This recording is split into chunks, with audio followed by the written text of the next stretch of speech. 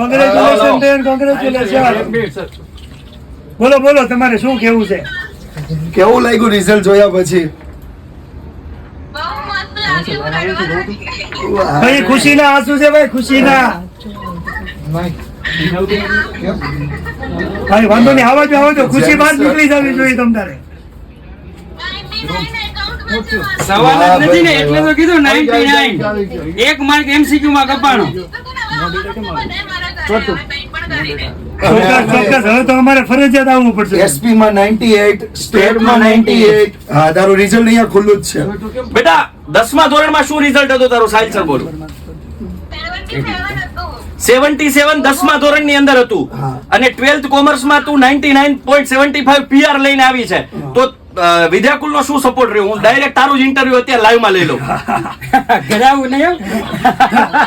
અરે આવશું. બોલો ઉભા હા, ફરીથી બોલ બેટા. અરે વાહ, અરે વાહ, સરસ. બધા શિક્ષકોનો કેવો સપોર્ટ રહ્યો દીકરા? અરે જુનિયર્સ ને શું મેસેજ આપીશ તારા જુનિયર્સ ને?